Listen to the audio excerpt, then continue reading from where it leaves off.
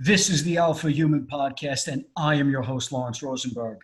Our guests today are ex-DEA Special Agents Stephen Murphy and Javier Pena, who targeted the world's first narco-terrorist, Pablo Escobar, and the Medellin Cartel. Living and working alongside their Colombian National Police counterparts in Medellin, Colombia, as well as with elite U.S. military units, their efforts resulted in the dismantling of the largest and most violent international drug trafficking organization of its time. Stephen Javier's pursuit of Pablo Escobar was portrayed in the hit Netflix series Narcos, the first 3 seasons of which feature Steve and Javier and their activities in Colombia to bring the cartels to justice. Steve and Javier have appeared in numerous documentaries and are the authors of the book Manhunters, How We Took Down Pablo Escobar. Gentlemen, welcome to the show. Thank you, Lawrence. You gave me goosebumps there with that introduction. Wow.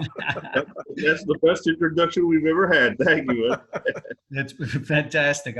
I got to tell you guys, I'm inspired by what the both of you accomplished. It truly is momentous. I mean, I've seen Narcos. I've seen all the seasons. The first 3 with you guys are just mind-blowing in many ways. It was a long time ago, and there's a lot of people currently, younger generation, who just aren't aware of what was going on in the 80s and the 90s with the rise of cocaine and the cartels and Pablo Escobar. So it is really a powerful tale, a true story. And I read your book, Manhunters, and it resonates. It resonates on a very deep human level. It's not some documentary style book that simply kind of narrates a tale. It goes into your characters, your feelings, what you experienced fighting this war, and why it was so personal to the both of you. So it's powerful stuff. And I got to say, although you guys, Steve, Javier, although you were tip of the spear in the biggest manhunt in history, and also on the front lines in the war against the cartels and the flood of cocaine that consumed the United States in the 80s and the 90s, you both started with very humble beginnings in your early days in law enforcement. So that's where I'd kind of like to start. And Steve, we'll kick it off with you. What led you into law enforcement and eventually the DEA in particular? Well, Lawrence, and I mentioned this in the book. It's not something I'm proud of, but it's a true story. When I was a young boy living in Middle Tennessee, south of Nashville, summertime, my buddies and I, we'd camp out in the summertime in the backyard in our sleeping bags. And of course, when our parents went to bed, we weren't real hellions, but we'd get on our bikes, we'd ride around neighborhoods and things like that. And so this particular time, there was a little all-night laundromat in our neighborhood, and we lived out in the country, and we wanted to get sodas and some peanut butter crackers, and nobody had any money. So we decided we'd go into one of the buddies' houses, break into his house because it was locked up. Well, that's the night we learned that being criminals was not in our future. Because the cops showed up, and these 2 police officers came over, and they shined that spotlight on us, and we just froze. We were petrified, and they came over and talked to us for a while. And I think we might have been 10 or 11 years old. And they said, "Listen, boys, this is what we're going to do. We can take you to jail for the rest of your lives, or we can take you home to your parents." And every one of us looked at each other and said, "Take us to jail," because we knew what would happen when we got home. And of course, the 2 police officers, they laughed and they got a kick out of that. And they took us all home to our parents, and what we thought would happen happened. So we never did that again.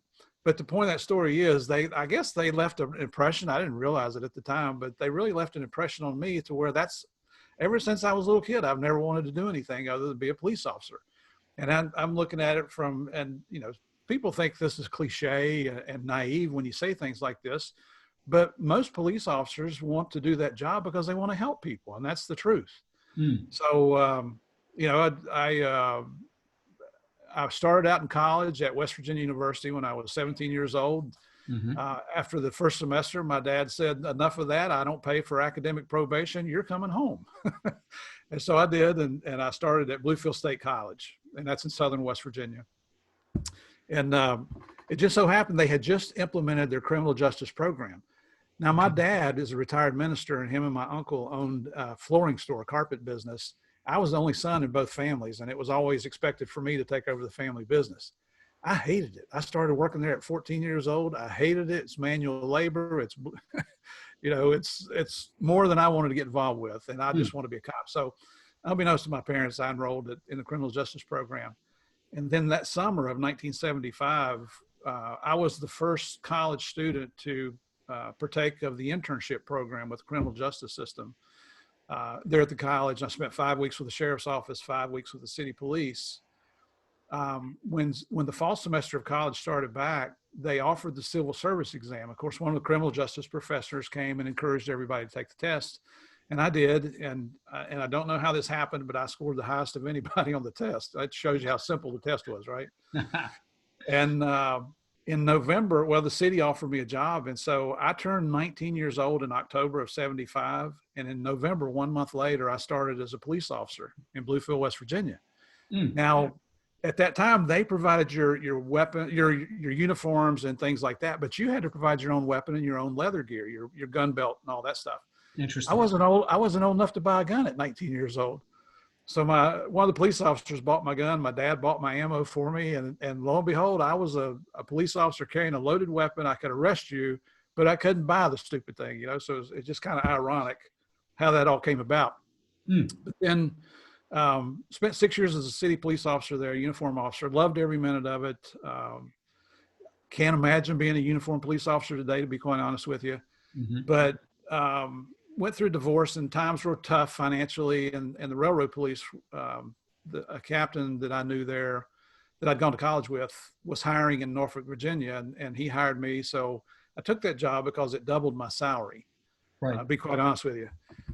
Didn't really like being a railroad policeman. I'm not taking anything away from those guys. They do a phenomenal job. You invest all crimes against the railroad except for capital crimes. So, you know, you're still involved in police work.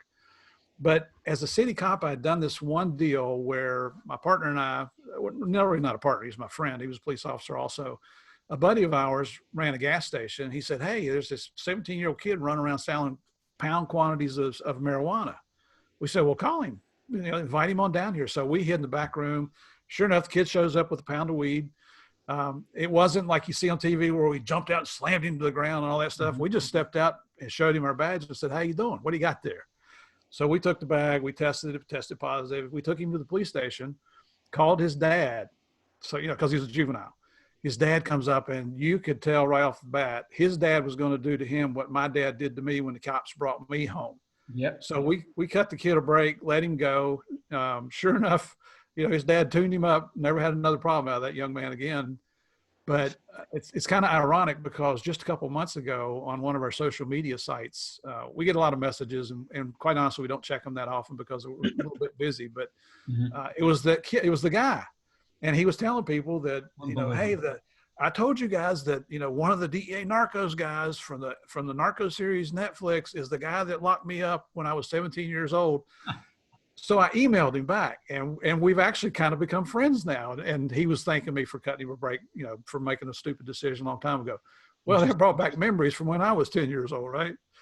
But that deal, I think, really got me interested in narcotics. Okay. So as a railroad policeman, I had a buddy that used to be a Virginia State Trooper named Pete Ramey. Pete was a railroad cop. And when he was a trooper, he worked with the DEA task force out of Roanoke, Virginia. And he would tell me about his adventures and working undercover. And man, that just sounded so exciting to me. And, you know, plus I've been watching Miami Vice on TV. And of course, if it's on TV, we all know it's true, right?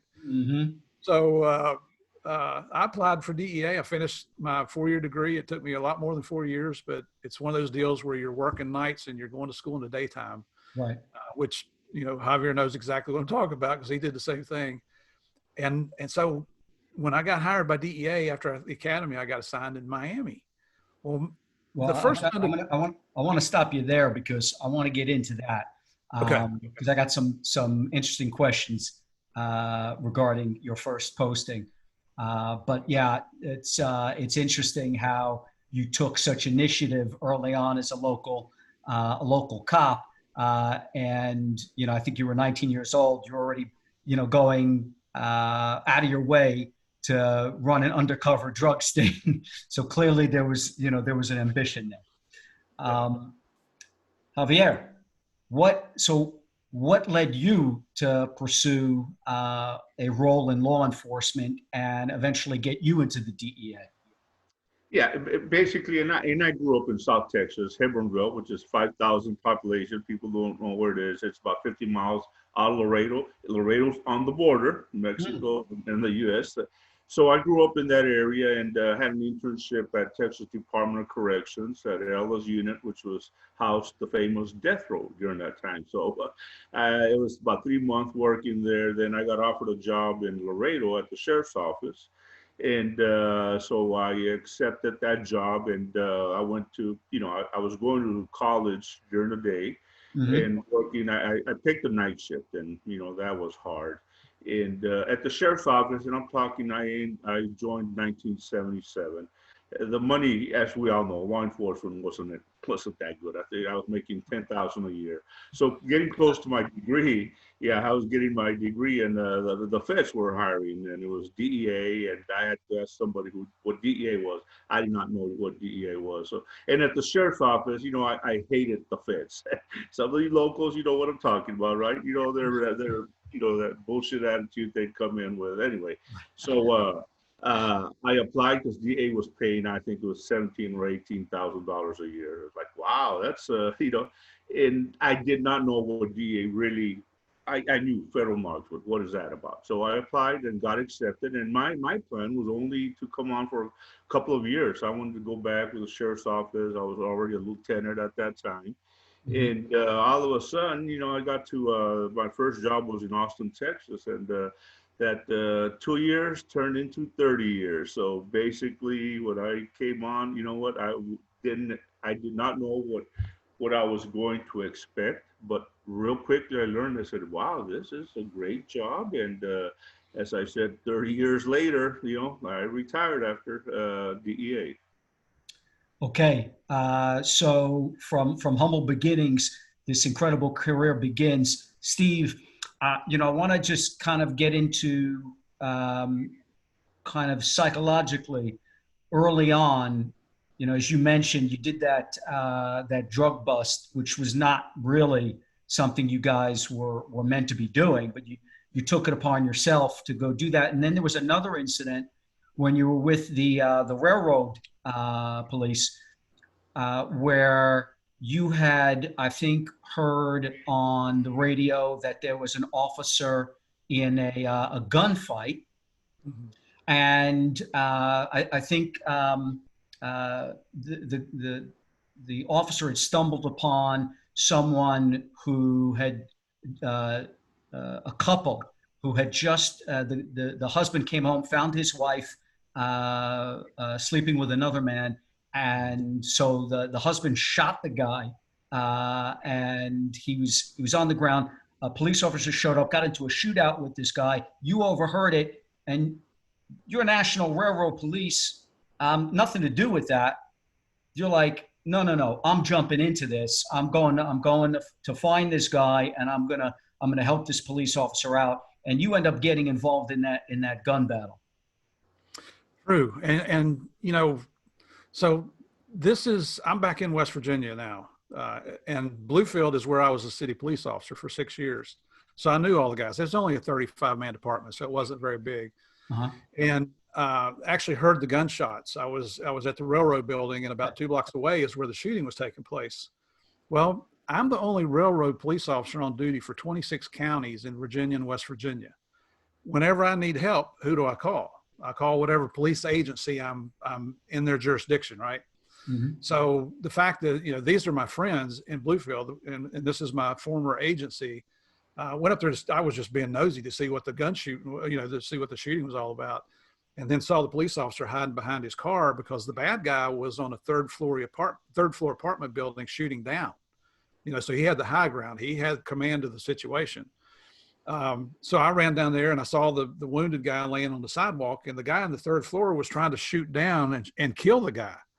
So the police officer there was a rookie. He hadn't been out on the street by himself very long. And the first thing I said, "You got backup on the way?" He was so scared he hadn't even called for help yet. Right. I mean, when I'm scared, I want help. That's the first thing I think of, right? So as he's calling for help, between shots, I ran over and grabbed the other guy and dragged him up into a recessed doorway so the guy couldn't shoot him, and then scooted back out to the police car. And it wasn't even a minute, backup starting to arrive. And I'm actually laying under the police car, on the ground where I could sight in on the guy when he would lean out in the window and shoot at us cops. Mm-hmm. Well, we exchanged a lot of shots. Nobody got hit. We killed that building that night, but luckily no people were killed. And so the next, that was about 2:30, 3 o'clock in the morning when this happened.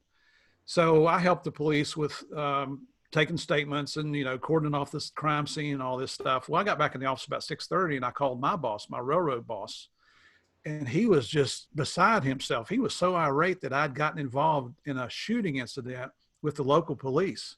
Mm-hmm. And he showed up at the office and he's just berating me. He's calling me everything in the book. And he told me, he said, "I'm going to get you fired over this." And I told him right then, I said, "Chief, if given the same situation, I wouldn't change anything I did. I would go help another police officer."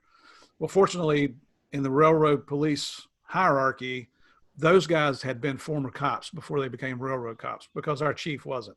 Right. And they understood the situation. I got a commendation from the city. I got letters of commendation from the railroad bosses, for going to the aid of another police officer. But that told me at that moment, and they didn't do anything to my chief. They just left him in position like nothing had ever happened. Well, that told me right then, I really don't want to work for a man like that if that's his attitude towards fellow law enforcement officers. So that's what gave me the motivation to continue and complete my college degree and then move on to somewhere else. Okay. Yeah. Cause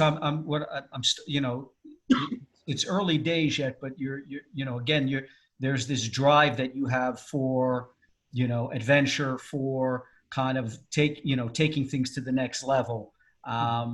So, it obviously shows up again later. And I'm just wondering, where is that drive? Where's that ambition coming from? And I've thought about this a lot because people have asked us that. I think my work ethic, and that's one thing about Javier and I both, and I think that's why we were successful with what went on down in Colombia, is because we both have very strong work ethics. I mean, we're retired police officers now, been retired for several years. And I think we're busier now than when we were agents with DEA. We've got so much going on. But, I hesitate here because I don't want anything to sound like I'm trying to be a macho guy. I know what I am. And Javier and I both agree this. What we are small town country boys that became professional law enforcement officers that got the opportunity to work a really big drug case, a case of a lifetime that, probably every other agent in DEA would give their right arm to have an opportunity to work a case like that. Then as we moved on through our careers, people told us you should write a book, you should do a movie. That's not why we did the case. We did the case because that's what we were assigned to do. And when that case was over, we simply moved on to the next case. Well, here towards the end of our careers is when Netflix came along, offered us an opportunity. We honestly thought the whole Narco series was going to be a flop. We didn't think anybody would want to hear the story that had been, 20 years ago. Shows how much we know about Hollywood, right? Exactly.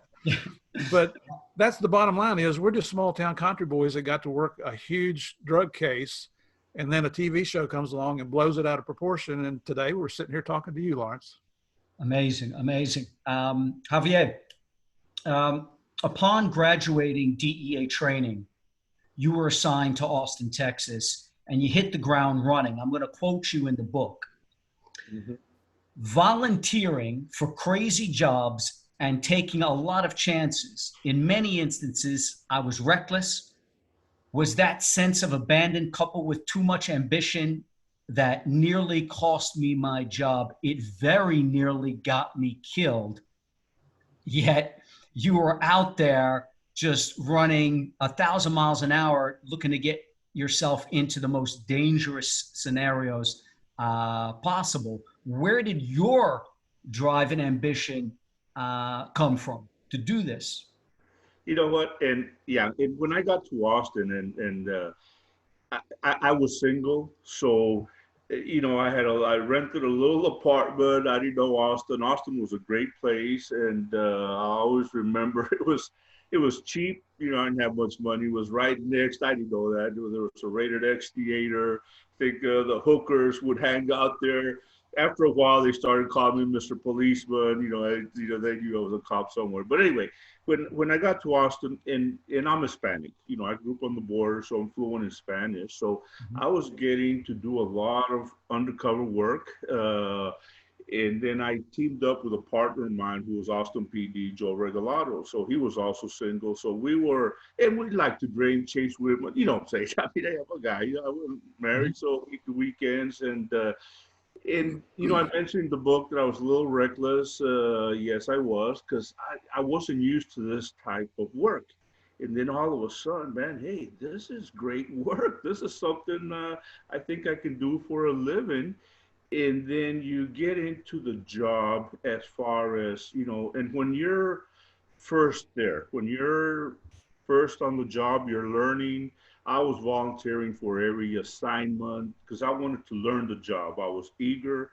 I was doing surveillances, working weekends. Then all of a sudden, there was a narcotic unit at APD, Austin Police, where there was a group of 10, so they were working weekends. So who would they call? They called me because I was single. I could go out at 2 in the morning, 3 in the morning, and we could travel because of my federal jurisdiction. It was a two-way street, so we were all over the place. And you know what? I enjoyed it. I learned a lot, and I mentioned, I think I should have been fired, but I had good bosses, and they knew that I was just trying to make a case. I wasn't out there doing dope or anything dirty stuff. We have rules, and I never broke went over that line, but I came close to it as far as doing everything against the book. For example, I mentioned the book where one of the best cases turned out was me and Joe at a bar. This guy next to us, and I just says, "Hey man, you got any dope?" I say, "Yeah, I do." I bought a gram of coke. I'll never forget it. It was $100. My partner Joe was with me, and the guy says, "Yeah, shit, I can get kilos." And anyway, we never do that. That's movie stuff. That's TV stuff. Oh, anyway. And on Monday I went in, told my boss, I got a little chewy down, but even my boss says, "Javier, man, you're working, you're good, but just got to be, under control. Then next time, don't do that." So anyway, we opened up a case. I said, "Hey, I lost $100. No, not to worry about it." My boss backed me up. But then after a couple of months, this guy is calling me. I even gave my home number, So he was calling me, says he had all sorts of dope coming in. And that case led us, long story short, we arrested an active Texas state parole officer who was moving the dope. Brought it in from Houston. I mean, it turned out we arrested a whole bunch of people. The guy was still on the job, so that was a big arrest. And the other case I mentioned, well, like I said, when I almost got killed, walking into a hotel room, buying heroin. I mean, it was Friday afternoon, no precautions. So it was. I took a lot of chances, but I was liking the job. I wanted to learn the job, and I was doing surveillances undercover. I was the only guy who spoke Spanish. There was a lot of Mexican traffickers. East side of Austin back then was all known for a lot of heroin trafficking. Now it's a beautiful area. You can't touch a house in that area right now, but it's, I learned a lot, and I did a lot, and I liked the job where I wanted to make cases, wanted to prove that I could do the job. And I think I was the highest case producer in the office at that time. Wow. I want to stick with that for a second, because I'm going to quote you here from the book. You say that I worked my first narcotics job on the international border I had come to know so well as a cop. but entering the murky undercover world of drug traffickers and cooperating informants, it was hard to know just who were the bad guys and who was on your side. For instance, there was Guillermo Gonzalez Calderoni, the head of the Mexican Federal Judicial Police, probably the most powerful cop in Mexico. But part of his success in capturing some of the biggest Mexican drug cartel members lay in his profound relationship with the bad guys. While he was going after some of the biggest dealers and working as an informant for the DEA, he was also protecting others, going so far as to collect millions for setting up hits on rival drug lords.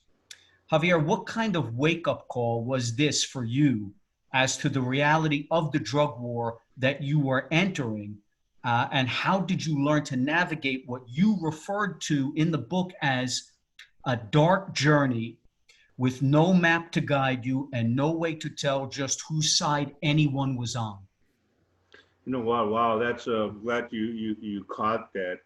It was, and it's something that, like I said, I had to learn on the job. I remember Commander Calderoli, and he was famous. He was well known.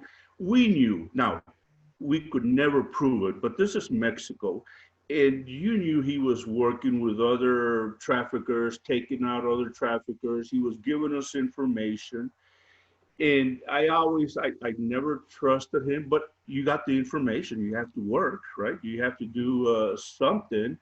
And all of a sudden, this guys would come in with Rolex watches, with all sorts of, buying you all dinner, fancy dinners, but the information they were giving you was, right on. And in Mexico, and like I said, at that time, I knew, but I could not prove it. But it was a wake-up call for me, in that Mexico was very different at that time because of, like I said, all the violence that these guys were utilizing. But it was a murky type of a world with the Mexican traffickers. So you took whatever they gave you, and remember, they're in Mexico. And I started off in Laredo. My first undercover was in Nuevo Laredo. I wasn't even in Austin yet. I was waiting to get transferred. I said, "Hey, Javier, you're the new guy. Let's go to Nuevo Laredo." They just took me over. I met the informant, bought some heroin, had a fried chicken place. The cops came in, the Mex vets swooped him up. And you know what? I felt sorry. He was an older gentleman. I'm sure he was just trying to make a living, and I don't know, whatever happened to him. But Calderoni, and I got to mention, I think I mentioned, well, he later on, I don't know if you know, but he got killed in the United States. A couple of guys, he was walking into his attorney's office. I think it was in Brownsville, Texas, the border, and they were waiting for him. So he was killed. And it's a difficult world, Mexico. Later on, I've worked it, and let me just say, it's not. There's a lot of cops that are on the take. We all know it. I'm not offending anyone, but they've been on the take for a long time. It's a system that has been generated and still going on, and you just got to learn who to work with. You need that information, but you don't get in bed with them pretty much, and if they're dirty, we're gonna, hey, if we get proof, and we can prove in the United States, that's what it's all about, then, they will get indicted. Okay. Excellent. Thank you. Steve, so now we can get into Miami, because after you graduated DEA training, you were assigned to Miami. That was your first post. And in the book, you talk about imagining yourself becoming like Sonny Crockett and, the Don Johnson character in Miami Vice. I'm going to quote you here, though. Okay. You said, although I lacked a Ferrari, I was still living the dream of a narcotics agent at the epicenter of the cocaine wars. And I was proud to be attached to Group 10, one of the DEA's most elite squads.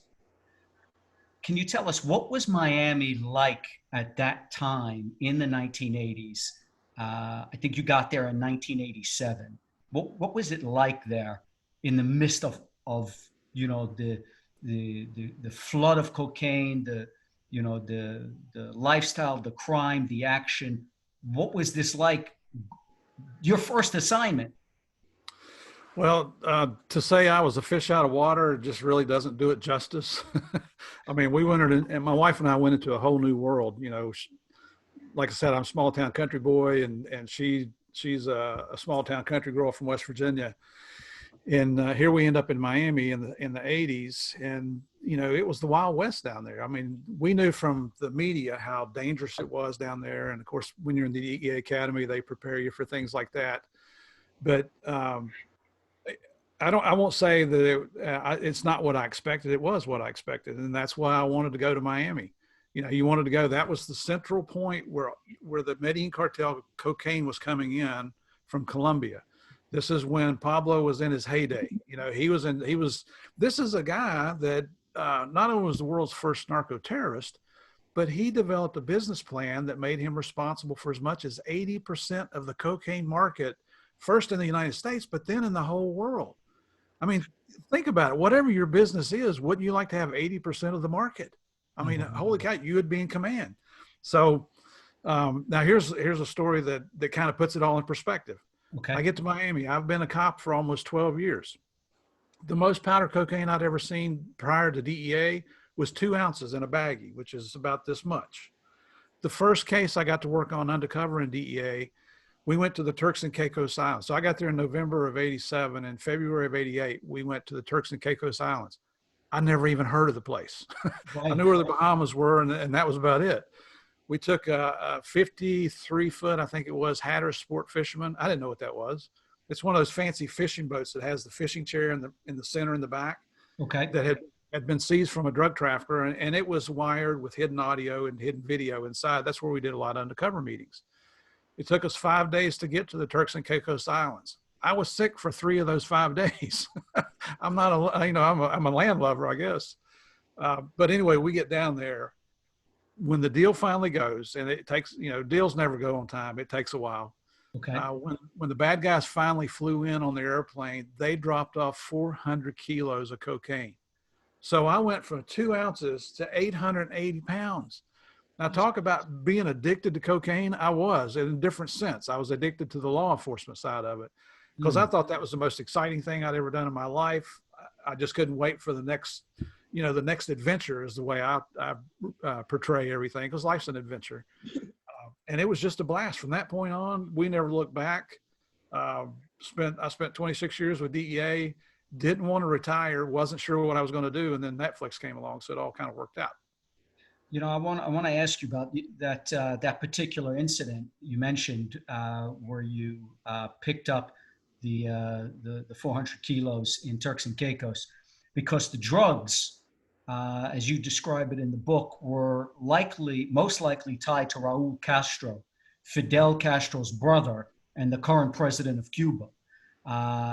And as it was known amongst the DEA at that time, apparently, the Cuban authorities were allowing the island to be used as Cuba. They were allowing Cuba to be used as a transshipment point for cocaine destined to the United States.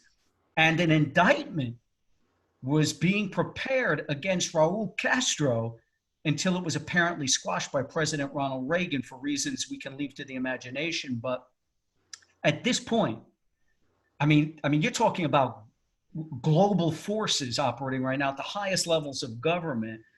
The most powerful cocaine dealer in the world. You're in the middle of the storm.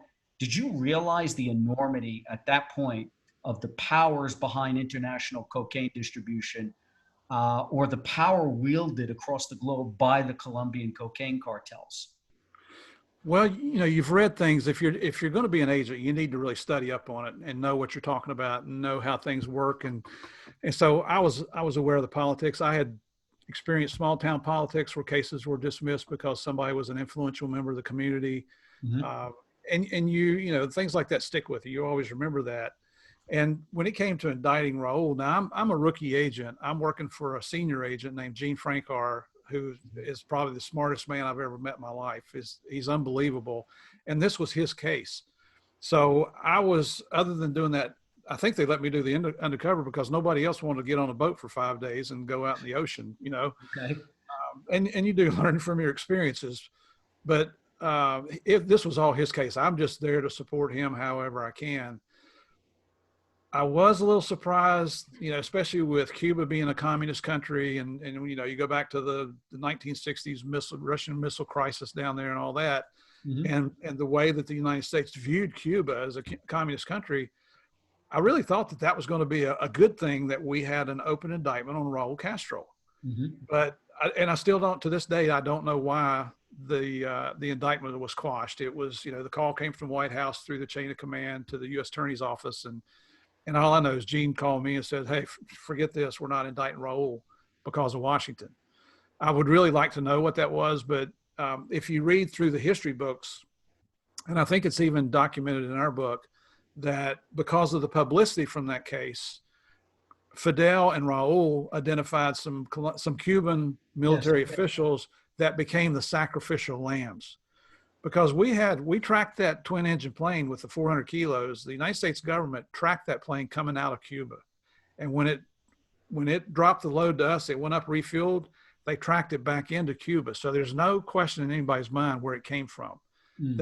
That just like you said, Cuba was a major transshipment point for cocaine coming into South Florida. Yeah, I mean, there's been rumors for years, if you do your research, that Raul Castro has been heavily involved in the drug trade, but that's for another conversation. Mm-hmm. I also, while we're on the subject of you, kind of operating in Miami and kind of looking for that next adventure, you say, if I was, I actually said, look, while in Miami, I had worked on cases that involved Pablo Escobar. And working in Colombia would finally be my opportunity to go after Escobar himself. If I was going to work as a DEA agent and target traffickers, I wanted to go after the biggest fish I could. I was determined to get Pablo Escobar, and months of research had convinced me that he was an evil monster. I knew I would have absolutely no problem putting a bullet in his head. Where, again, I'm seeing, your story play out with these different drivers and motivators looking for that next adventure. But this starts sounding, personal here. And I'm curious, again, where did the drive come from to take on the most dangerous criminal in the world, essentially? I guess and I hesitated on your question a while ago. I know you're asking the same question again, because I certainly don't want to sound like I'm pretending to be a tough guy. I'm not. I just thought it was, if you're going to take the time to do the job, why not go as high as you can with it, Okay. And the cases that we were working in Miami, we being all the DEA agents there, knew that they were tied to the Medellin Cartel and Pablo Escobar. Now, I certainly never had a case that got up that high. Okay. Even when I started becoming the case agent myself, I never had a case that I could directly tie to Pablo Escobar himself. Okay. We could tie it to the Medellin Cartel, but that's as far as I could get. So then, in '89, my partner got shot in a deal. And in the series Narcos, it shows that my partner's Kevin, and that was his real name. And they show that he's kind of an overweight, dumpy kind of guy, and he gets killed. The real Kevin was in much better shape than I was. He's a former Marine, and he didn't get killed. He did get shot. The informant got killed in the deal is what happened. So it's just a little variation of how Narcos portrays some of the true facts. Mm-hmm. But all of that was, and if you've never been in a gun battle or been in law enforcement or been in the military, you might think this sounds really stupid. And it probably is, but it was very exciting. I'm scared to death when I've been in a gunfight. I've been in quite a few. I'm always scared. But the good Lord gave me the ability to function with fear so that I could survive. Javier has the exact same ability. So very thankful that Kevin survived and wasn't injured any worse than what he was. Sorry that the informant was killed. But after it was all said and done and we calmed down, you just look back on the excitement of it that was associated with that, and the adrenaline rush that you get from it. And so, you know, my wife actually came up with the idea that maybe we should move on from Miami to something more exciting. Well, good Lord, my partner's been shot. You know, we're in the epicenter, like you said, of the cocaine market. What could be more exciting? Well, you jump out of the frying pan into the fire and go to Colombia. And that's how we ended up down there. It was kind of her idea to start with. Got you. Thank you for that that elucidation. It you know, there's obviously this fire that it's burning inside you, and you know, I know you talk about your wife also, you know, in the book a lot. You guys make a great team. Javier, you first get assigned to Bogota, Colombia in '88. That's when you get, so from Austin and the stuff you're doing in Mexico, you eventually end up in Colombia. And it's 1988, right after the country's Attorney General, Carlos Moro Hoyos Jimenez, was kidnapped and killed by Pablo Escobar, or his people, obviously not by Escobar himself. And you were sent there as part of a group of 6 new agents hired from all over the United States to infuse the Bogota office with, I'm quoting you, vigorous go-getter talent. Can you describe what it was like in Colombia at this time? Because to quote you, you said, it's hard to convey how eerie it was to arrive in a city at war. Yes. Yeah, I get there, and you're right, in 1988, and it was a new group of guys that were trying, the office had sort of slacked down, the productivity offices, so they were changing bosses, they were bringing in new guys, and the boss who got selected was my boss in Texas, Joe Toft, who was a very tough boss.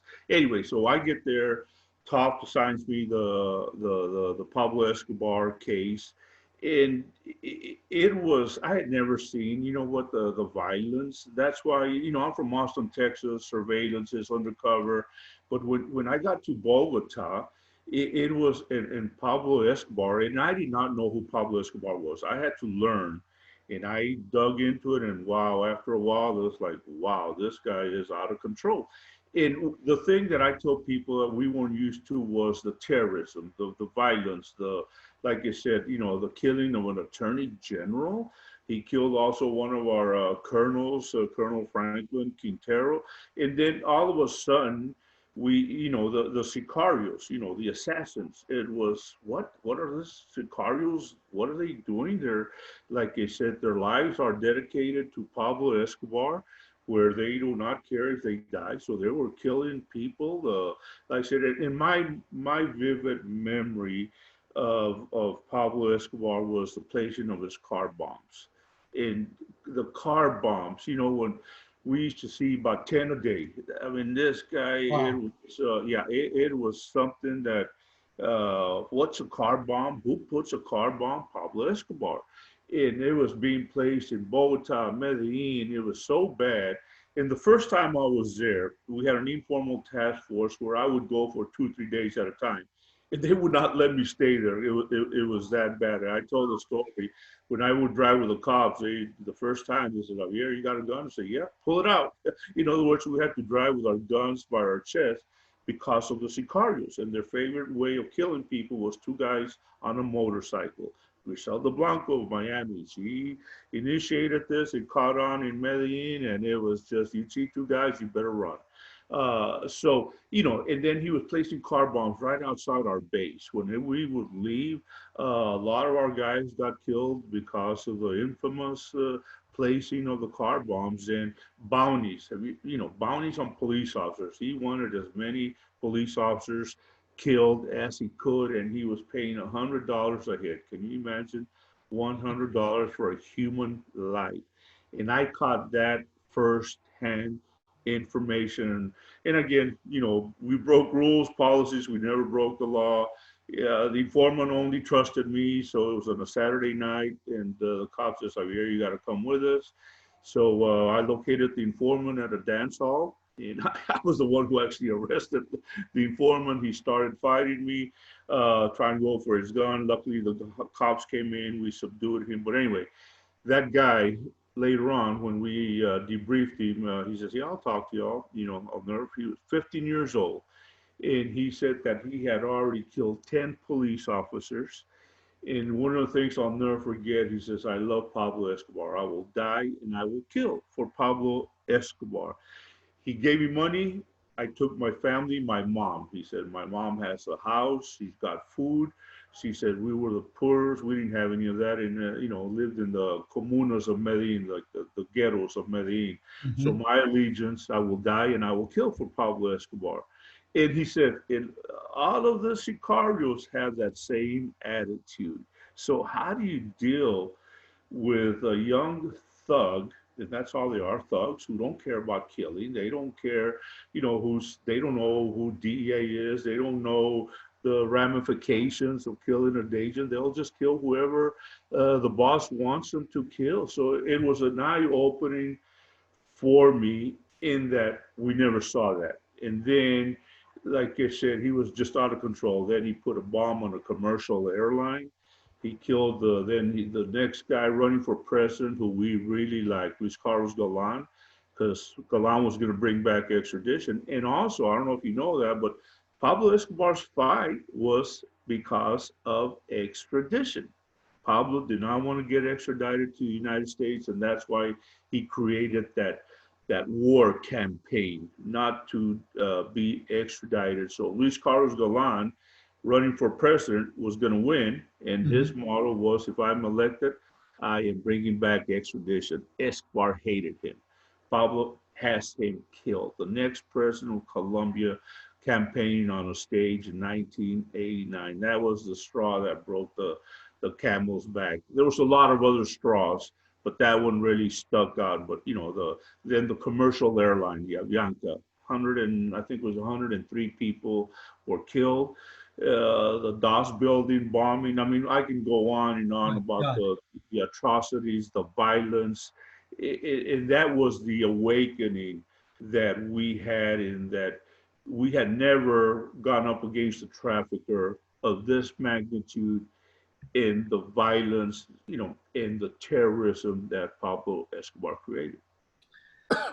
I mean, it's the carnage and the out of control, pell-mell violence, destruction that was taking place was, I think, for the first time, or maybe not for the first time, but the absolute devastation was referred to as narco-terrorism. Mm-hmm. Steve, I'd like your view on this. The whole concept of narco-terrorism that Pablo Escobar had brought to Colombia. The killing of a presidential candidate, Galan, the attorney general, there were what was it at the I forgot what it was, where the scene where the tanks are coming in to, is it the Justice Department or the court, where they're blowing up, where they end up setting fire to all the files, all of Escobar's files. It was like a war. It was a war. And what I'm wondering is, this concept of narco-terrorism, right? What was the, what was the goal here? What was the, why, because you're talking about car bombings. I mean, what he was doing, and, a lot of people romanticize Pablo Escobar, but on the other hand, we look at terrorists around the world and we send in the Navy SEALs. We send in Delta Force, right? I mean, but he was romanticized. But he's setting, there's car bombs going off, killing innocent women and children, police officers. What was the goal of this new concept of narco-terrorism, and has it been used since? Well, Pablo, so keep in mind, whatever Pablo does is for him. You know, this guy is an egomaniac in every sense of the word. He's let the power and the greed overcome his psyche. So if he's doing it, it's in response for him. If other people benefit from it, well, that's okay too. But it's all about Pablo Escobar. So he's in control, and he's going to stay in control. Now, because he's fighting extradition, I mean, he tried different things. Like he ran for political office down there and actually got elected as a I believe you call it a suplente. Is that what you call it, Javier? Which was, he was elected as an alternate member of the House of Representatives, is what we call it here in the United States, part of Congress. And the primary, when Pablo was elected as the alternate, the primary resigned, which bumped him up to the primary role. So now you got Pablo Escobar in the Colombian Congress. Now, he wanted to be in there for a couple of reasons, but you know, one of the perks of that is if you're a active member of Congress, you can't be arrested down there. So, you know, he thought he had a free pass. He had his get out of jail free card with him. But then, you know, Rodrigo Lara Bonilla, the Justice Minister of Colombia, came forward and unveiled the truth about Pablo Escobar in open Congress in front of Escobar. So he was forced to leave Congress. He had to give up his position. Of course, it cost Lara Bonilla his life. 2 guys on a motorcycle came up and killed him as he's in traffic in Bogota one day. Wow. So, you know, there's another hero in Colombia. But so Pablo wanted to get the attention of the government. He wanted to put so much pressure on them that they would be forced to deal with him, to do away with extradition. So how do you do that? How do you bring pressure on? Well, indiscriminate violence carries a lot of weight in any country, right? So now you've got, just imagine, and we call this the deal of a lifetime, that Pablo was allowed to surrender to this custom-built prison because the plea bargain was just unheard of. It'd never been done anywhere in the world that we're aware of. But put yourself in the shoes of the president of Colombia. You've run on a ticket of pro-extradition, that you're going to fight the narcos, you're going to fight the terrorists, and you're going to stop the indiscriminate killing. It's not happening. Pablo's still setting off his car bombs. He doesn't care if you're a police officer or if you're a baby. He will kill you. He wants to put that pressure on the government. He doesn't care if you're a member of the press, if you're a member of Congress. He doesn't care who you are. So he's kidnapping people to try to raise funds, but also send a message. Very influential people in Colombia. Now, you're the president of Colombia. You've run on this platform. How do you stop the violence? You know, because things have been tried and nothing has worked in the past. So they came up with this idea to allow him to self-surrender. And the truth is, when Pablo surrendered in June 1991, the bombing stopped. That's the absolute truth. For that 1 year that he was in prison, even though it was a country club, not a real prison, the bombings did stop. The killings didn't stop, but the bombings, the terroristic activities did stop. Okay, so it worked for a while. Obviously, you know, Pablo Escobar took his criminal activities to pioneering new heights of carnage and evil, as you call it. Has narco-terrorism been used as a method by the cartels or in any other country since? Absolutely. Absolutely. Look at Mexico today. That place is wide open. You've got, I don't even know what you call people that come in with a bag of severed heads and roll those out on a dance floor in a nightclub. I mean, that is just beyond sick in my mind. Who hangs bodies off a bridge? Who dismembers people's arms and legs and heads and then puts it on display for everybody to see? The carnage in Mexico is, in my opinion, is every bit as bad as it was in Colombia. It's just out of control. Now, you know, that's a whole different topic, comparing Mexico to Colombia, but we want to give credit to Colombia because Colombia was dedicated to putting a stop to that. I'm not so sure that's the case in Mexico today. Okay. Javier, I want to ask you about, you mentioned Joe Toft, your boss, who was your boss in back in Texas. Right. Under the direction of Joe Toft in Colombia, who actually arrived at the same time you did. You and your partner, Gary Sheridan, spent a lot of time building relationships with and creating networks among the Colombian National Police at Joe Toft's direction, right? And also, he wanted you guys to build your own networks in Colombia with military operatives who were at the front line of the battle against Escobar. That's a quote from you. While he was creating his own networks with the highest levels of law enforcement and the military in Colombia.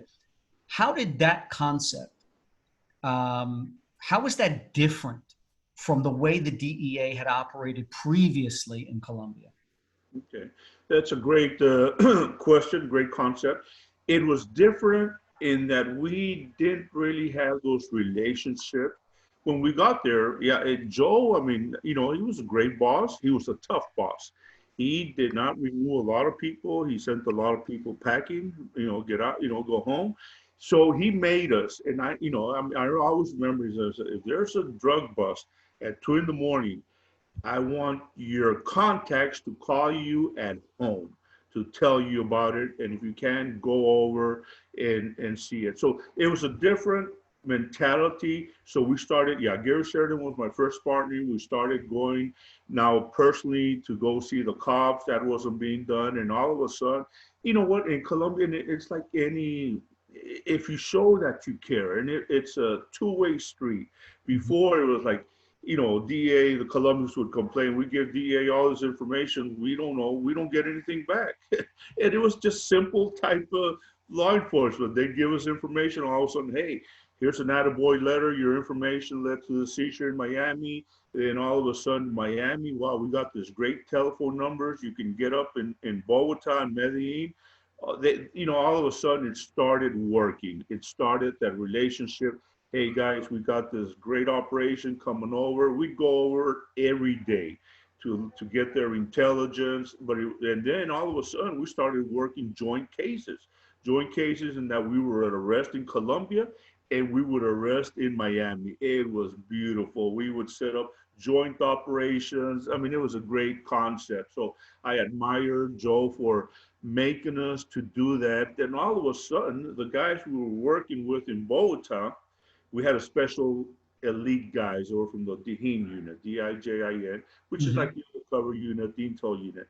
All of a sudden, those guys were now in charge of the Pablo Escobar search in Medellin, which was great for us because they knew us, we knew them, we trusted each other. At the beginning, we had some corruption, but it was really our fault in that we were placing Medellin guys in top leadership positions at the search block.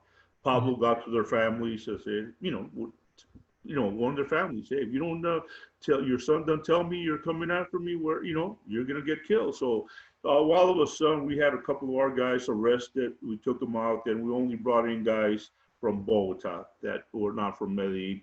But because of Joe Toft, and we admire him, but building those relationships, as you all know, it's not our country. We're there to help them out.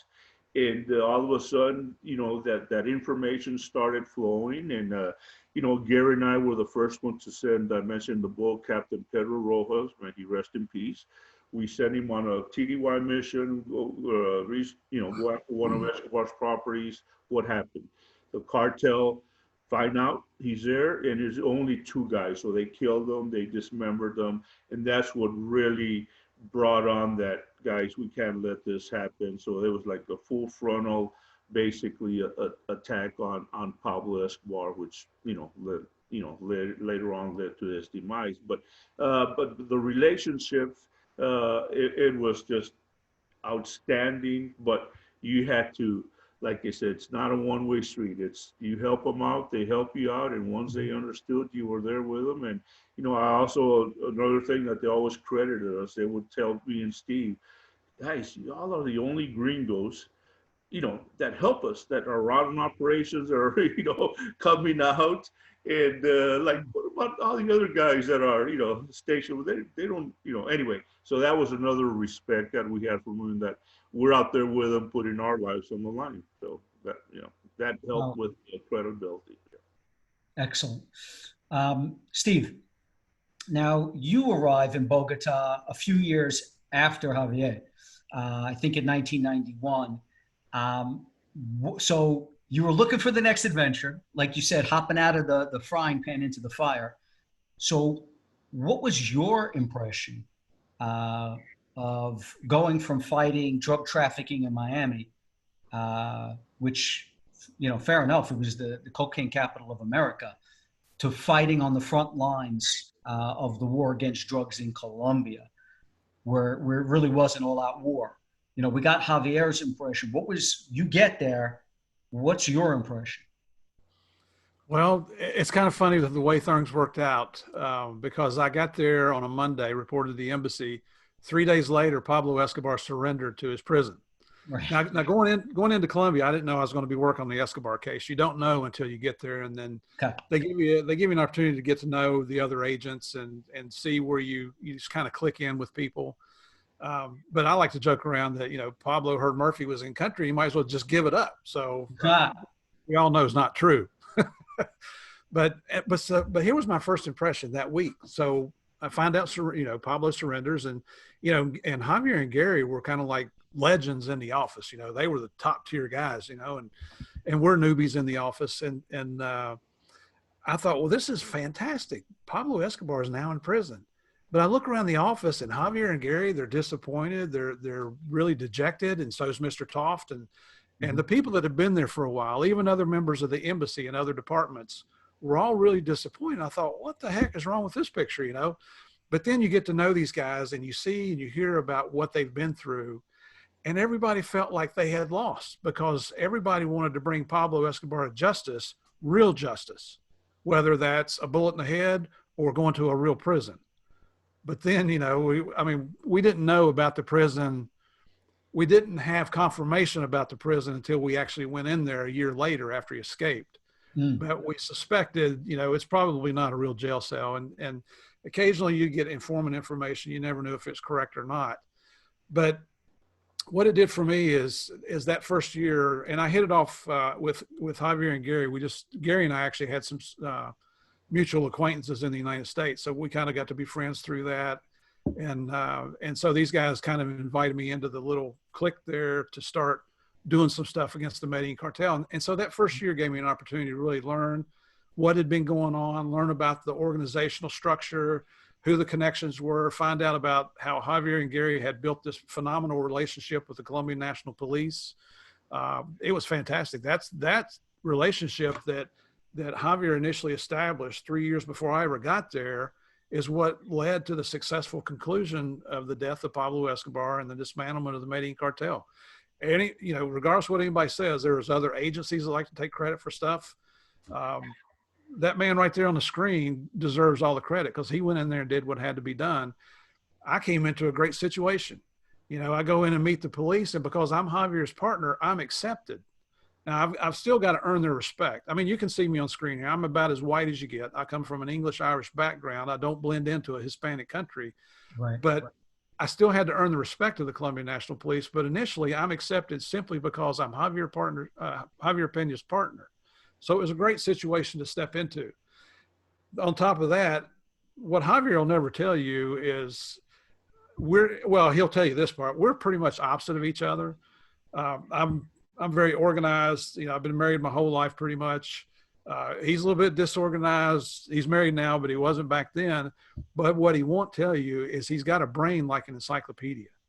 I mean, and I'm not blowing smoke, because this guy's been my partner since 1991.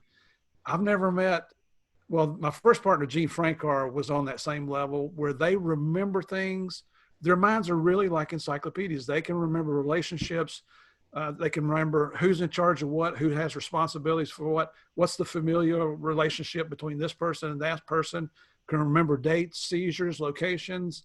I always have to go look things like that up. Or if you got a partner like Javier, I can turn around in our office and say, hey, when did this happen? And he's got like instant recall. So the other agents in the office, they used to even comment to us about how different we were from each other, but how we had the best relationship, the best partnership they'd ever seen in law enforcement. And, you know, if you watch the show Narcos, it shows Javier and I, we get in an argument, we're shoving each other up against the hallway, yeah. We're trying to fight. We've never even had a disagreement. That's all Hollywood. Yeah, but Javier, obviously they took some license there, but Javier, you mentioned that initially you were skeptical of Steve, and you know, it kind of took you a while to say, wait a second, this guy is you know, he bleeds just like I do. What kind of led to you warming up to Steve, and you, and obviously you've become best friends and partners. But you know, what was it about Steve that eventually you said, wait a second, this is the right guy? Yeah, no, because and you know what, when we lived together in Medellin, and I knew of Steve, but it's when you go to Medellin, the search block, things are a little different. It's not like your normal law enforcement operation, right? So yeah. It's a military type base, police base, and they're doing a lot of things that are like, you know, the operations. There's no op plan involved. There's no raid plan. It's just, hey guys, we're gonna go hit this and let's go. And then, so I didn't know how Steve would react, but after a while, you know, it's like, nah, hey, we're in it together. He's got my back, I have his. We trusted each other, and that's what you need in any operation type. You need that trust. And he mentioned it, and I tell it too. I'm the worst writer in the world. I hate paperwork. My desk was, my buddy used to call it internal combustion inside. Paperwork all over the place. Steve's wife used to organize my desk anyway, but I always had a notepad with me, and I would write everything on a notepad. You know, I think I looked at my Columbian Times, I got like 250 notepads worth of notes. They're still somewhere in my, you know, in a box. But so we hit it off. We trusted each other. We were doing a lot of things that were unorthodox, meeting informants for the first time. Only Steve and I used to go meet them. You know, I was afraid it was a setup, you know, Steve, you know, so the cops had to go in before to protect us. The operations, there was no op plan, you know, we'd ride up on, you know, go up on a Huey. They, you know, we'd go down, you know, sometimes we'd jump off the Huey, hit a place. There'd be, you know, shots would be fired. You know, if, you know, right now, if a shot is fired at DEA, man, the paperwork is like 5 days. You know what I'm talking about, right? Where's the paperwork?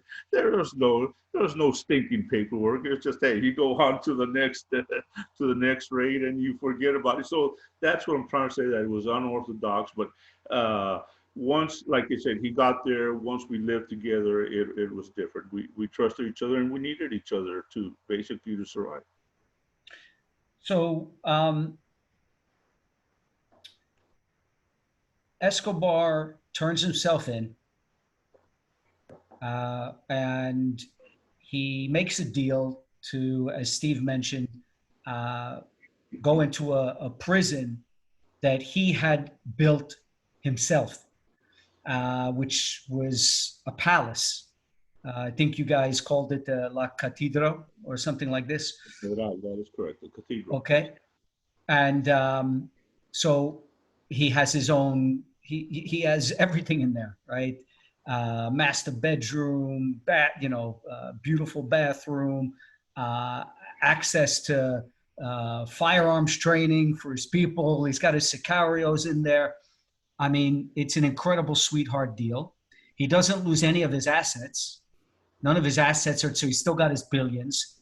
And he's essentially allowed to run his cartel just from behind. So from behind the walls of this gilded cage. why the hell does he escape? Why does he leave? I mean, you couldn't have had a more perfect setup. What the hell happened? Well, yeah, I'll just real quick. Greed. That's all it was. His greed, and it was over a bag of money that had deteriorated. The money was, the weather conditions, and he got so upset that he actually he himself killed one of his guys, one of his longtime childhood friends, one of his main partners who was doing all the distribution.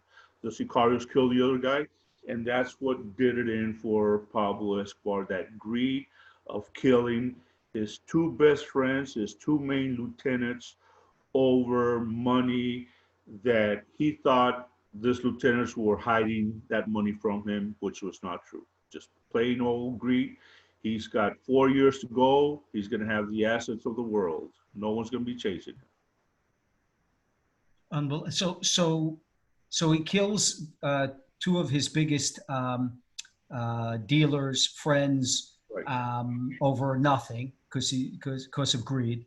But so why does he have to escape from the prison? Well, there might have been we had an informant that filled us in on what happened. Javier had an informant. And we went through the channels at the embassy we were talking to the Colombian National Police. We all agreed it was a joke. The deal that was reached to allow Escobar to surrender, the circumstances surrounding it, the prison itself, him paying his own bodyguards, him hand selecting his fellow prisoners, good guys, Colombian National Police and gringos not allowed within 2 miles of the perimeter of this prison. He's allowed to, he's only got to serve 5 years and he gets to keep all his assets. So we all knew this was a joke and it was an embarrassment for the Colombian National Police. But us talking to Mr. Toft and going to the ambassador, there was pressure put on the government of Colombia by the United States that he really needed to be moved to a real prison, not the country club he was in. Mm-hmm. And I don't know that this was specifically mentioned by the ambassador, but I'm pretty sure the implication was there that if nothing happened, then the press would be brought in and the circumstances would be made known publicly. So that with a politician, you know how they are. That gets their attention. Right. Okay, that makes sense. So the manhunt gets started up again, and you guys are working side by side with the Colombian National Police and the elite DIJIN unit, right? The Directorate of Justice and Intelligence, I think. But Javier, it was actually against U.S. policy for the DEA to accompany Colombian law enforcement on these missions, right? On the raids, on the hunt for Escobar. But you and Steve, you defied those rules. You went out on the raids anyway. Did you guys ever get in trouble for this? And also, how were you expected to take down Escobar if you couldn't physically engage in the hunt for him? That's a great question, and we weren't supposed to, but it was expected. Basically, from our office in Colombia wanted to know everything that was going on. The rules of engagement, and it's like anywhere in any country, it's their country, you're there to assist with intelligence. But Steve and I mean, the cops would say, hey, we're going to go out, please come with us. What do you do? No, we can't go. What do you mean you can't go? Come with us. So we were going out, and there were some other people there that was snitching us off to the embassy ambassador. I think we got warned a couple of times, from the State Department people, but the DEA people wanted us to go out there. They expected us to be out there, and I know later on in talking to Joe Toft, his biggest fear, and Joe told us, was, man, that one of us would get hurt. That was the phone call that he was always trying to avoid. State Department, the rules, you can't go out. We were warned, but you know what? We had to, we did it, and by doing it, that showed our credibility to the counterpart, to the cops, who's like, man, y'all are with us on operations. We were not on a lot of operations, you know. Luckily, we never got hurt, but by being there with them, it was you know that intelligence, you know, basically we'd arrest someone, he'd have a phone book worth of phone numbers going back to Miami, we'd copy them, send them back. Whenever we would raid a place, the Colombians would give us like 2 days, because it was against the rule, the law, I think, in Colombia. They said, all right, 2 days, that's all you have. Here's all the paperwork. We'd have Xerox parties. Have you heard of a Xerox party? You know, read about it in your book. Yeah, that agency that starts with a C and ends with an A, they'd fly in Xerox machines and this big airplanes. We'd rent warehouses, and everybody at the embassy would come out and work. All right, here, Xerox everything, send it back to headquarters, and all of a sudden in headquarters, there's a special unit. Then they started blocking accounts, seizing accounts, you know, that were Escobar owned because of all that. So yeah, rules were broken, laws were never broken, but you had to do it, and they were expecting it, you know. But you know, the State Department people were always, you know, warning us. But you know, the DEA leadership, I'm going to say it, they wanted us to be out there with them. I mean, it worked. And at the same time, like you said, the cops were always like, wow, hey, these two guys are risking their lives by being with us, and nobody else is doing it. So it created that extra credibility for us. Well, yeah, I mean, it makes sense, right? You got to play at the bureaucratic level, the politics, but on the ground, you know, you have to deal with the realities. Right. Steve, so it's hard enough trying to stop this war, this narco-terrorist war, to catch Pablo Escobar. It's hard enough, but on top of that, you also had to deal with interagency tension. So during the second manhunt, there seemed to be a lot of tension between the DEA and the CIA. And as I understand it, a fair bit had to do with the crossover between drugs and FARC, FARC. First of all, what was FARC, and why was this an issue? Well, a little bit of history about Colombia. As beautiful as the place is, and as much as we love that country and the people there, the honest people in Colombia, the truth is it's extremely violent. Their history is a very violent history. Right now, they have the dubious distinction of having the longest running civil war in the history of the entire world. It's over 50 years. I think it's coming close to 60 years now that this civil war has been going on. So the FARC, the Fuerzas Armadas Revolucionario de Colombia, or something like that, it's just another communist insurgent group that wants control of the country. Mm-hmm. So you look at law enforcement, our job is to make prosecutable cases that we can collect evidence and prosecute in the United States. And that's what our mission is down there. Mm-hmm. The CIA, their mission is to battle the insurgent groups, especially communist groups, that might have a negative impact on the United States, right? So it's two completely separate missions.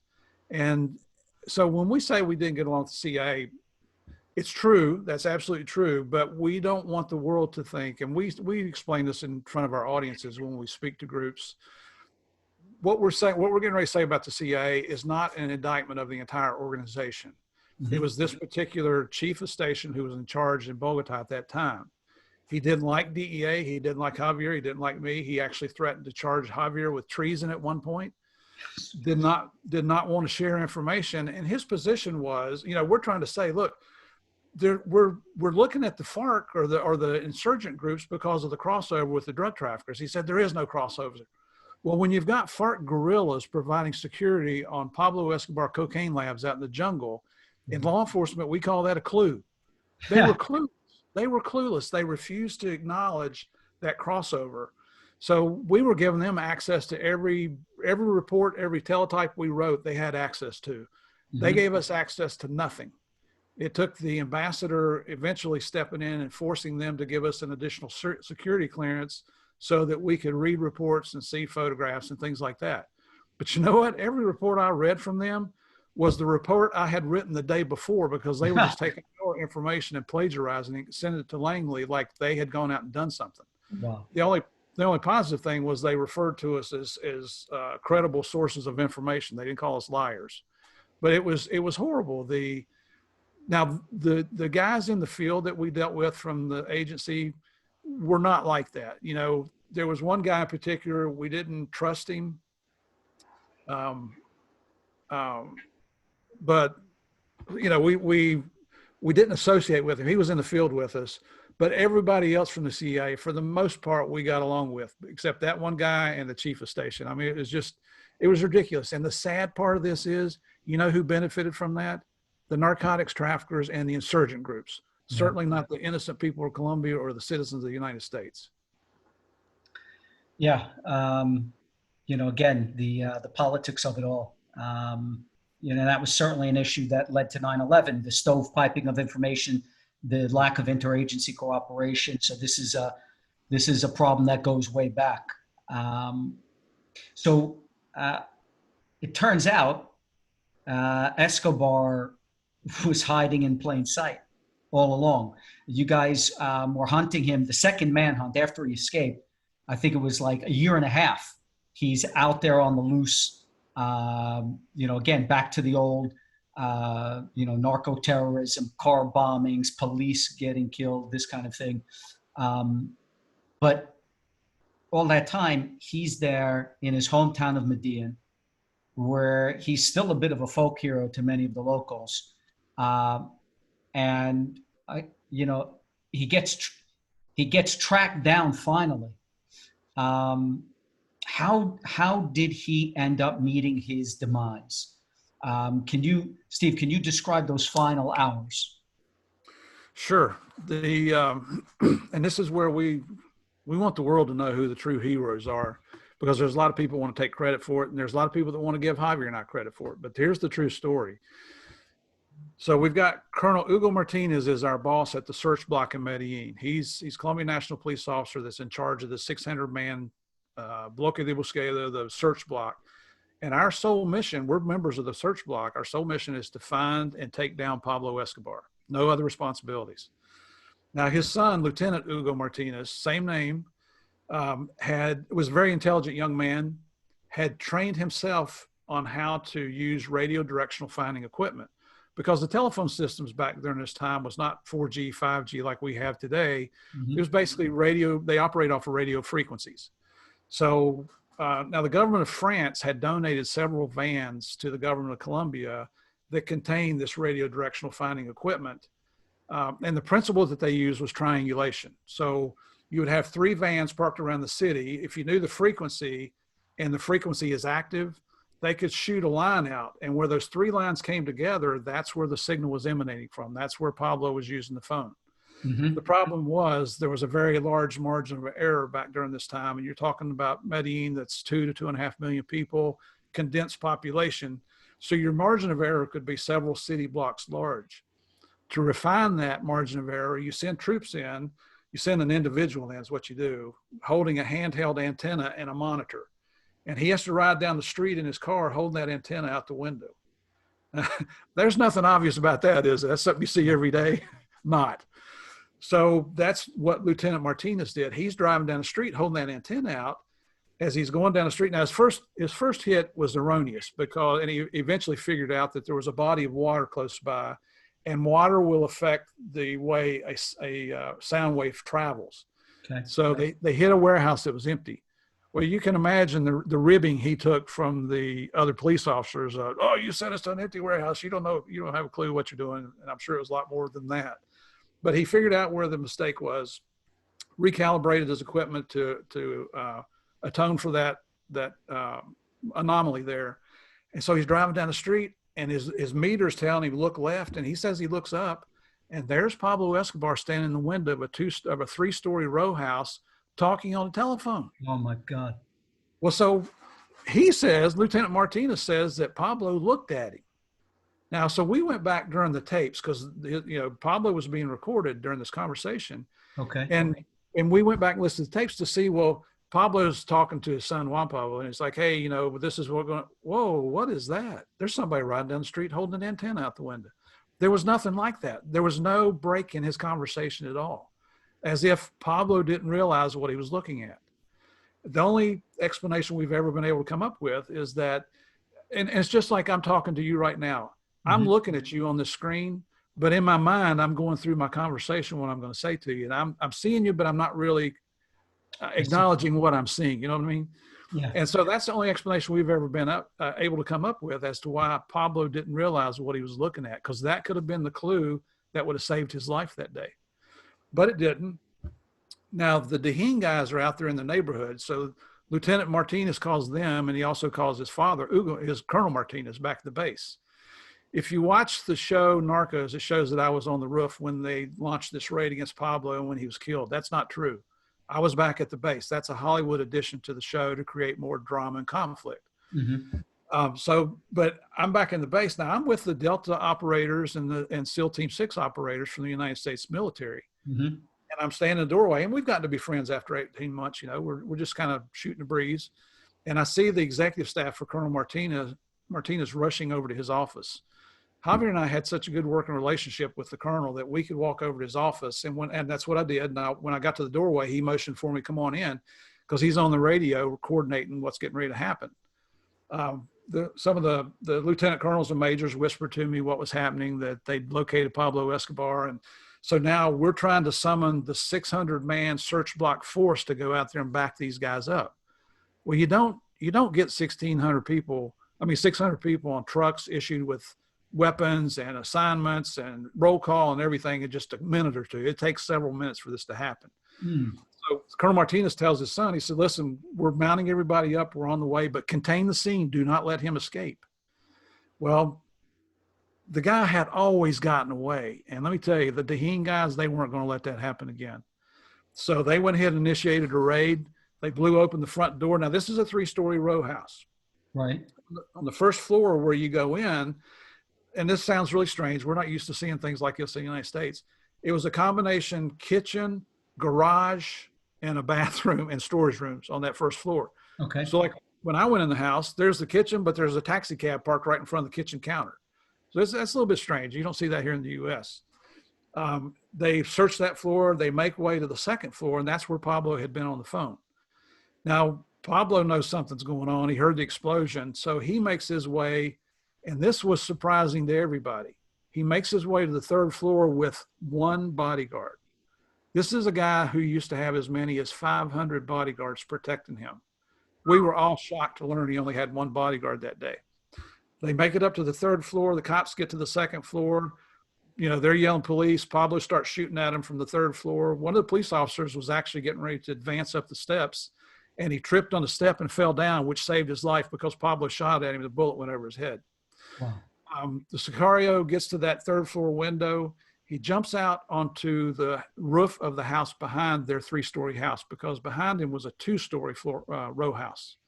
So he jumps down that 1 story onto the roof.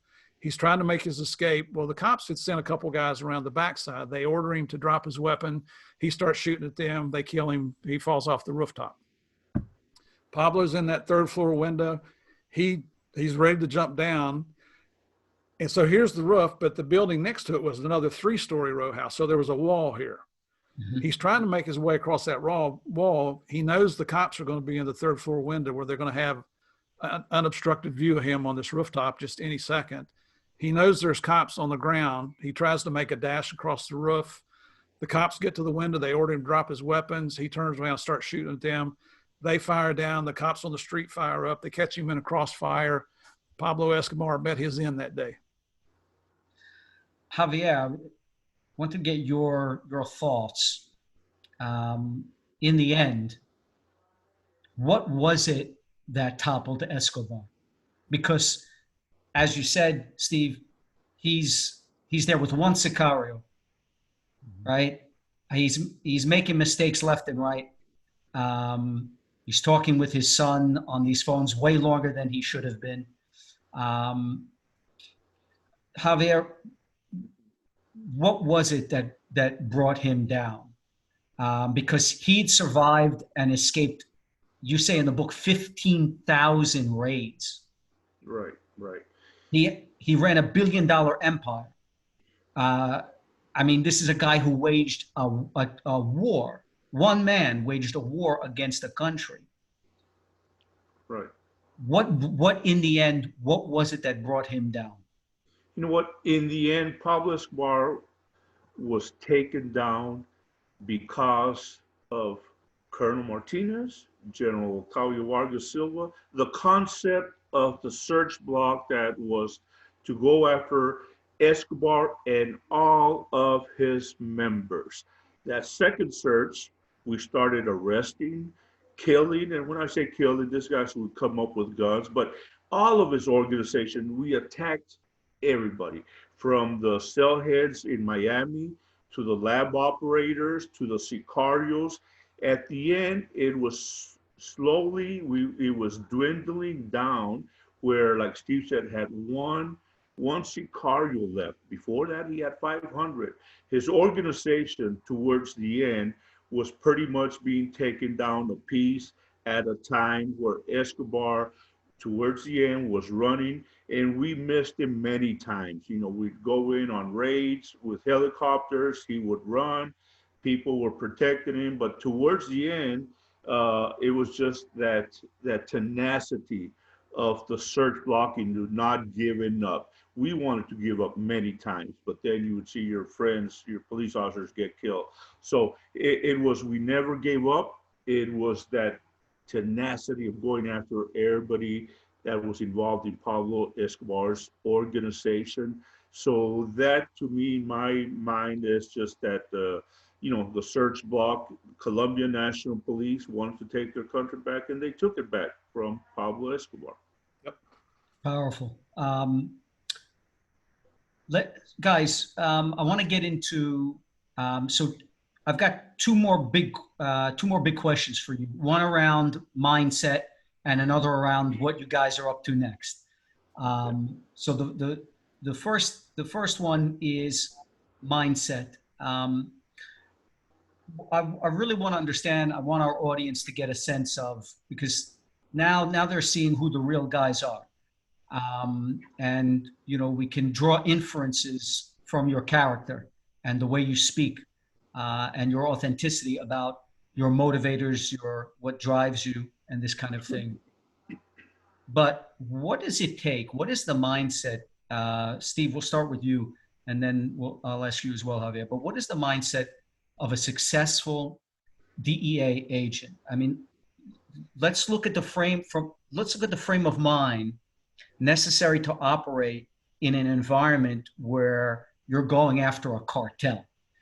And now everyone knows, if you're getting into the DEA, it's not like back then the public didn't know what a cartel was. They didn't know the ruthlessness of the operation. They didn't understand narco-terrorism, none of this.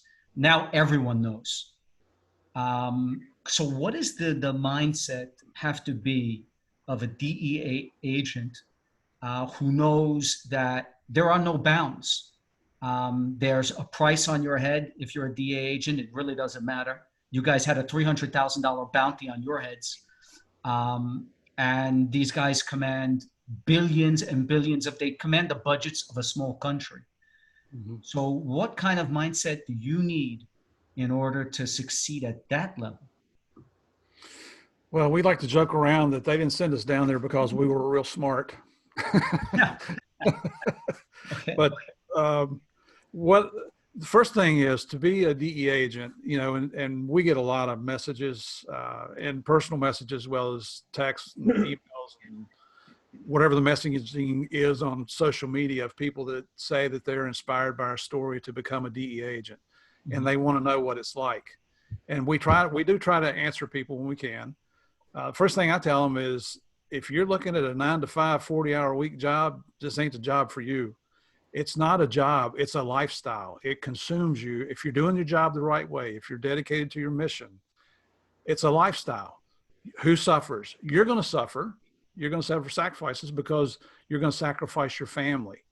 They come second. Is that right? Absolutely not. It's not right. Your religion is going to sacrifice some. because whatever your religious convictions are, because you're going to see things and you're going to be required to do things that you ask for forgiveness of later. You have to have the ability to stay focused on what your mission is and not get distracted. You know, later in my life, as Javier and I, we made it to the highest ranks of DEA, and we've run, you know, offices with hundreds of peoples and multi-million-dollar budgets and all that kind of stuff.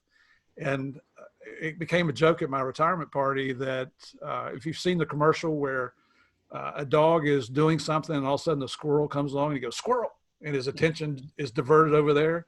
Yeah. Well, later in life, I got like that, but you can't be diverted by the squirrels that pop up when you're chasing, you know, the world's first narco-terrorist. You just have to have a total commitment to the mission. You've got to maintain that focus. You're going to encounter things and see things that most other people in the world will never see in their lives. And these aren't good things. These are horrific sights. These are things that will never leave you. You know, my partner was shot in 1989 in Miami. He's alive. He's doing well. He came back to DEA. He's fully retired now, and he loves playing golf, and we stay in touch. But occasionally, you know, all these years later, I'll still have a little dream that wakes you up in a cold sweat in the middle of the night, because that was my partner that had been shot, you know, and the informant was killed. So you've got to understand up here that you're going to be able to handle things like that. If you can't handle that, that doesn't make you less of a man. You know, I believe the good Lord gives us all certain abilities. And for Javier and I, it was just the ability to be able to function under high stress at that time. Stay focused. Can I do the same thing now? Probably not. I'd probably be too scared to get involved in some of the stuff we got involved with down there. And here's an example. Just think about this. If you get somebody shooting at you, what's your first reaction? Human reaction is to go find safety, isn't it? Which means run. Yeah. It's either fight or flight. Well, if they've got the drop on you and you run, you're probably going to get shot. So are you scared? Absolutely, you're scared. Somebody's trying to kill you. But because of this, whatever ability we had to process the circumstances at that time and not run, that's what that I think kept us alive. Javier's got a situation in which I think some CIA guys wanted to run when they were getting shot at, and Javier grabbed them and stopped them, which is what saved their lives. Jesus. So, you know, I mean, I feel like I'm bragging on us, and I don't mean to. It's like I say, I don't know that I have this ability to do any of that now. I might go cower up in the corner over here and whimper like a baby. But at that time, and I give, you know, some people kind of cringe when they say this, but I'm a Christian, and I give the credit to God for giving me the ability to do that at that time. Did we think we'd be doing this in retirement? This is the last thing we thought we'd ever be doing. So right. That's what I attribute it to. Okay. All right. Thank you. Javier, your thoughts. What is necessary psychologically? What kind of state of mind do you have to be functioning at if you're going to go to war with the cartels, be a DEA agent, go undercover and risk your life? What kind of mindset do you have to have in order to be successful at that kind of job? You know what? Your mindset has to be that dedication, that tenacity, and not giving up. Like we've mentioned, there were many times we wanted to give up, but we never did.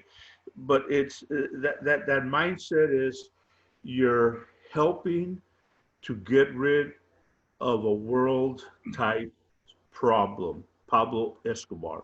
And you're always thinking, how many people did this guy massacre? Did this guy kill?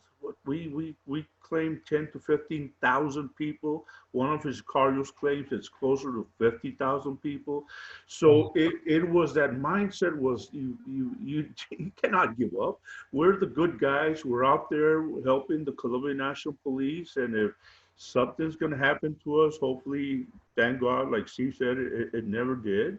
We came close a couple of times, but you have to go and dedicate your and because of our ethics, because of our training, and like Steve said, it's not an 8 to 5 job. I spent a couple of Christmases, spent a couple of New Years with the cops living at the base in Medellin. away from everybody. So it's just that your mindset is you need to go at it 100%. There, you cannot just go in halfway. Well, let's say it's a weekend, I'm going home. You can't do that. You just gotta, traffickers operate Saturday and Sundays. They operate at 3 in the morning, and you got to be out there with them. If you don't have that tenacity, then you're not going to do a good job there. Makes sense. Makes sense. Excellent. Excellent advice. So, guys, now you're living a life that you never thought you'd be living. You guys are doing documentaries. You're out on tour. You're writing books. Ever since the publication of your book, Manhunters, and the explosion in popularity of the Netflix series Narcos, Steve and Javier, you guys have been on tour, playing to packed venues, presenting the real story behind the takedown of Pablo Escobar and the Medellin Cartel. And you're kind of getting into some new investigations, as I understand it. You're certainly not resting on your laurels. I understand you're both involved in the investigation of a cold case involving the first hijacking of a commercial airliner and an ancient organized criminal enterprise that may have helped start World War II in the Pacific. Man, you guys go from like big case to, big case. What's this all about, guys? Well, in we call it the Lost Clipper. Okay. So in 1938, a Pan Am seaplane, Pan Am Airways was establishing an air route from San Francisco over to Guam and over in that area. They used seaplanes, and these were 4-engine seaplanes. They called them Clippers, and this particular one was called the Hawaiian Clipper. Okay. It was traveling, and because of the limitations of fuel and the aircraft not being able to fly very far without refueling, they would have to island hop. So very expensive. So the Hawaiian Clipper left San Francisco en route to China, actually to Hong Kong, and it disappeared in 1938 over in the South Pacific. There were 15 Americans on board. So we're working with a group that haven't been investigating this for quite some time. The leader is a guy named Guy Knopfsinger, is a former naval intelligence officer. He learned about this when he was going through Command and Staff College, and this was his thesis about the Hawaiian Clipper. And so he's been working on this thing for over 20 years. Well, he brought Javier and I on as the chief investigators. Mm-hmm. These are our theories as of today. We believe that the Japanese military, the 2 Japanese spies, hid on the Hawaiian Clipper at one of the jaunts where it stopped for fuel, and they would spend the night. Mm-hmm. That once the plane was up in the air and reached the point of no return during this particular leg of the flight, the 2 spies came out with handguns, skyjacked the Hawaiian Clipper, and forced it to land in Micronesia. We believe that the 15 Americans were taken off that plane onto the island of Tonowas, which is an occupied island with no electricity or running water. It's part of the area called Chuuk, which is, if you've ever heard of Truk Lagoon, Truk Lagoon was Admiral Yamamoto's, that was their Pearl Harbor. He was the admiral in charge of the Japanese fleet back then at that time. Yes. So we believe that they took the 15 Americans and murdered them on that island and buried them there. Why did they want that plane? Well, there's a couple theories. One is the engines on that plane was the newest, latest, and greatest aircraft engine technology in the world. So we believe that the Japanese took the Hawaiian Clipper, flew it to Japan, reverse engineered those engines, and the engines that they produced were the engines on the Zero fighters that invaded Hawaii, and the kamikaze pilots would fly and all that kind of stuff. Mm-hmm. We also believe that, well, we know that one of the people on that plane was a man of Chinese descent who owned 3 restaurants in Newark, New Jersey. We believe he was carrying $3 million in gold bearer notes. We believe, now his story was that he was going to give that money to Chiang Kai-shek because the Chinese and the Japanese were at war at that time. Right. $3 million would buy you 50 American fighter planes and a year's worth of maintenance. What we believe is that $3 million was going to be given to the Japanese as ransom for Amelia Earhart, who disappeared in 1937 in the South Pacific. So if we can prove any of this, Wow. and we have a lot of circumstantial evidence, we don't have any direct evidence or physical evidence yet. If we can prove this, we will prove the first skyjacking in the history of the world was the Hawaiian Clipper. If we can prove this, the first act of war against the United States by the Japanese will not be Pearl Harbor. It will be the skyjacking of the Hawaiian Clipper for military reasons. If we can prove all this, we may finally bring a definitive end to what really happened to Amelia Earhart. And on top of that, we may bring closure to the 15 families of the Americans who were murdered over there. So I went over on a trip with them. Pardon? Talk about high stakes. Oh, it is. And it's, and it's, again, like I said earlier, life's an adventure. It's just, it's another adventure, but it's got, the results could be very beneficial to some American families. Are we doing it to change the history books of the United States? Not really, but if it does, it does. The truth is the truth, right? So I went over to Chuk with them a couple of years ago. We did a 2-week, we took ground penetrating radar. We tried to find the bodies. We didn't have any luck. So we're now planning our next trip over there, which is we're going to take cadaver dogs with us and see if we can find the bodies this time. Well, tell you what, you guys certainly lead a fascinating life. So looking forward to your next work. Javier, you guys have any new books planned? Are you guys going to be going out on tour again once the social distancing ends?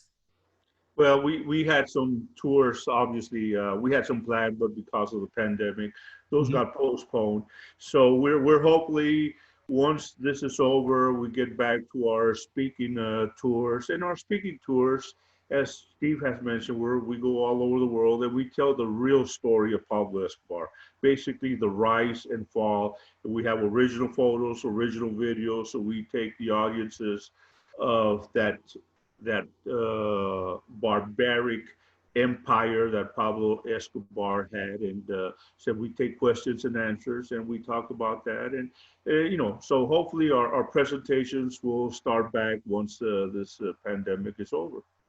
I hope so. I mean, you guys have an incredible story, and you are both very compelling in your presentation and in the way you document, again, what it is you accomplished and you continue to do. Because, and I think you even refer to it in the book, although you didn't say it on this podcast, one of the reasons why you both were so successful is because, and the reason that the CNP were successful, it's for all of you guys that took down Escobar, is because it became personal for you.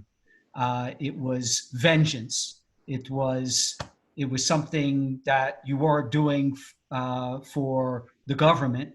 You were doing it for out of a need for revenge for the people that had been killed and who suffered under Escobar's reign. So, that is correct. Yeah, that personal vengeance, that revenge, was what made it all work, because of all the friends that were killed by Pablo Escobar and the innocent people. Yes, guys, it's exciting stuff. It's it's scary stuff. It's violent, but it's real life. And thank God that there are people out there like the two of you. Thank you so much for your service, Javier and Steve. And for our audience who want to learn more about the both of you and your exploits, where can they find you? The easiest way is, first of all, thank you for having us on the show, Lawrence. It's been a privilege to talk to you, and you have brought up things that we've done a lot of podcasts and interviews. You've brought up a lot of things that nobody's ever asked us before. So we appreciate that, the opportunity to expound a little bit more on what we normally talk about. But to find out more about us, it's easiest just to go to www.deanarcos.com. So that's DEANARCOS.com. That's our website. It's everything on there from a calendar that'll tell you when and where we'll be in the world, which is kind of empty right now, but we're hoping it'll change. You can find pictures, fan pictures are on there. There's a lot of video links. We offer our book for sale on there, and that, quite honestly, our website is the only place you can get an autograph and personalized copy of our book. And we offered it at a discount because, you know, times are hard for everybody right now. That's the best. We're on social media. We're on Facebook, Twitter, Instagram, LinkedIn, Vimeo, and YouTube. And 3 or 4 years ago, I couldn't tell you what any of those are. But we're on all those under DEA Narcos. Okay. Hey, follow us, like us, whatever it is you're supposed to do on there. You know, we like to post a lot of personal things on there. I did a little thing for a while about Murph and Molly. Molly's my dog, and you know, we're just trying to have some fun in life here in retirement age. It's a busy life, but no complaints whatsoever. That's fantastic. That's absolutely fantastic. Thank you so much, guys, for coming on the show. Again, it's an honor to have you both here. Thank you so much for your service and everything that you've done. And I implore anyone to buy your book, to get Manhunters, to read it. It is absolutely a powerful telling of the real story behind the takedown of Pablo Escobar. Guys, continued success. Okay.